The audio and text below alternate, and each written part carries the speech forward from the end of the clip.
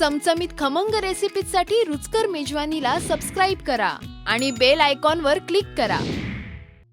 नवरात्री जवळ येत आहेत आणि आपल्याला नेहमी उपासाचे ऑप्शन्स फार कमी असतात. म्हणून आज आपण उपासाची इडली बनवूया. त्याच्यासाठी इथे मी 1.5 वाटी वरई घेतलेली आहे. वरईमध्ये आपण पाव वाटी जाडसर वाटलेलं साबुदाण्याचं पीठ जे आहे ते घालून घेऊया. बेसिकली साबुदाणा तुम्ही घेऊ शकता आणि मिक्सरमध्ये जरा कोर्स पावडर करू शकता त्याची. आणि त्याच्यामध्ये आता आपण 1 वाटी दही घालणार आहोत आणि 1 टीस्पून बेकिंग सोडा. हे आपण आता व्यवस्थित मिक्स करून घेऊया.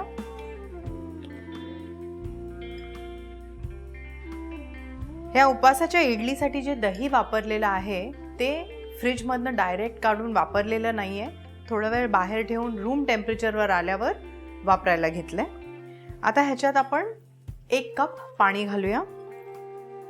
इडलीचं पीठ कसं असतं नेहमी आपण जे बनवतो त्या कन्सिस्टन्सीचं बॅटर झालं पाहिजे.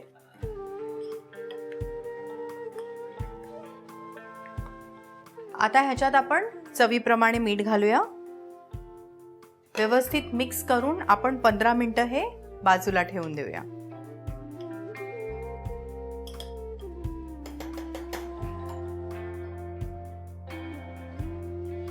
पंधरा मिनिटं झाली आहेत. आपण हे पीठ भिजत ठेवलं होतं. आता आपण ह्यांना इडलीच्या मोल्डमध्ये हे बॅटर घालून शिजवून घेऊया.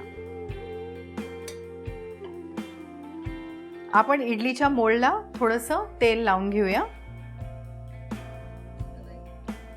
हे पीठ आपण आता मोल्डमध्ये घालून स्टीम करून घेऊया.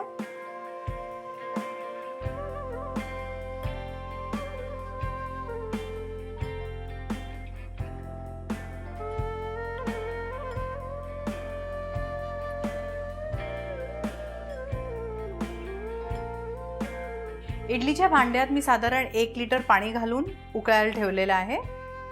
आता ह्याच्यात मी हे इडली घालून एक 15 ते 20 मिनिटं स्टीम करायला ठेवणार आहे.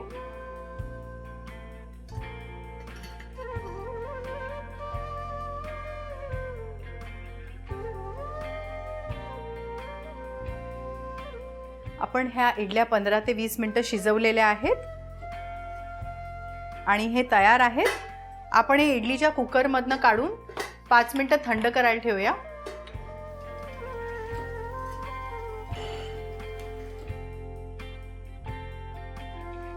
ह्या इडल्या आता आपण एका सर्विंग बोलमध्ये काढून घेऊया.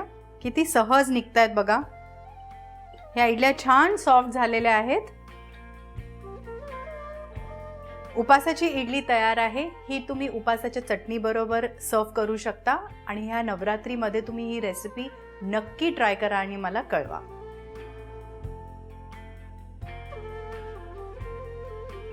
अशाच झटपट रेसिपीजसाठी रुचकर मेजवानीला सबस्क्राईब करा.